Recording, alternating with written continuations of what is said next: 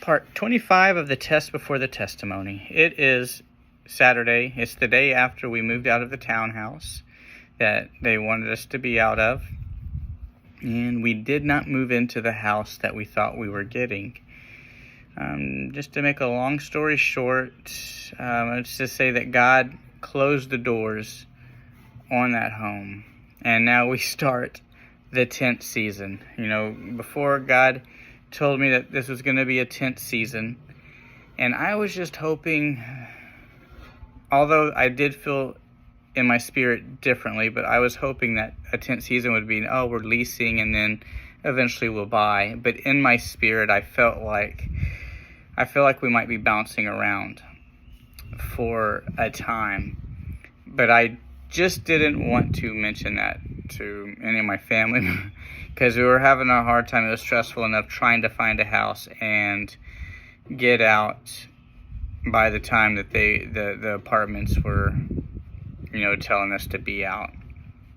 And our lawyer just said, look, they're trying to get you out one way or the other.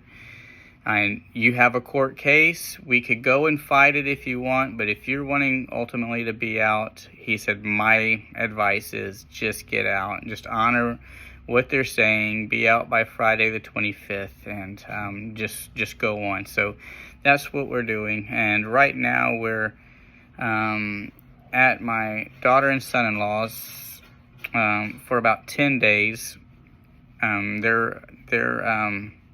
They're overseas on vacation and enjoying a great vacation. Happy for them.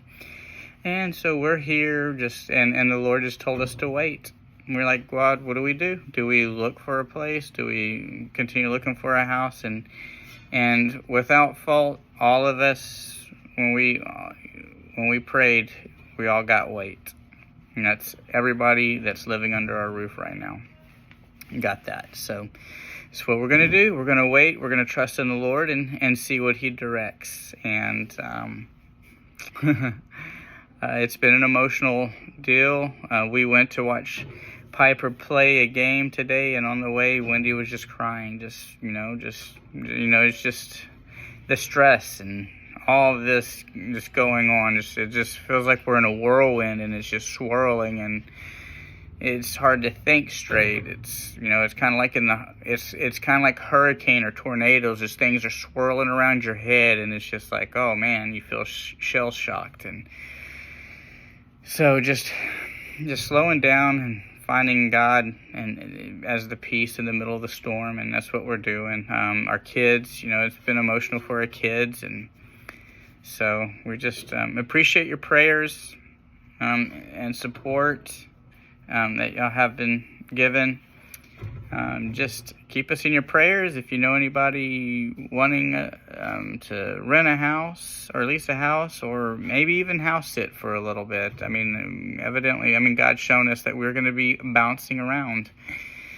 Hopefully it's not too long, but the Lord knows what he's doing. He's doing a great thing.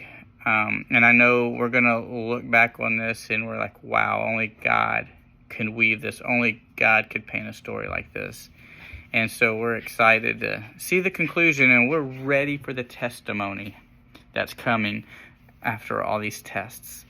So, and anybody just going through hard times, I just want to encourage you that God is a good God, and that he is always with us. Jesus said he would never leave us nor forsake us.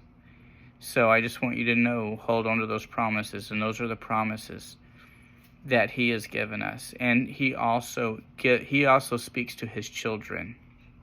And God has told me that there are going to be better days, that there's going to be days of prosperity for the Parker family.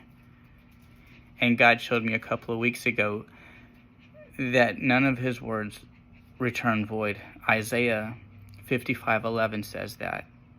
And then also Matthew 4:4 says, Jesus said that man doesn't live on bread alone, but on every word that comes from the mouth of God that brings life. And so his words have power. And the same words, he also told me, the same words he spoke with Jesus have the same power. The same words, my bad. The way that the power that his words brought with Jesus has the same power that he speaks to us. The only difference, he told me, about that was the receiver. Jesus knew how to receive his Father's words with excellence and how to execute. And that's where his church, he's calling us his church, to receive with excellence the words he speaks to us, the words he speaks through his word, the Bible, or the words he speaks to us personally. They all have the same power because they're all spoken by him. So I just want to encourage you guys, every word that he's spoken to you and it doesn't look like it's coming through, hang tight to those words. Stand in those words and occupy them and live in them and trust in them, because those are words spoken by God to you, and they will come to pass. Do not give up. Do not let the enemy come to kill, steal, and destroy.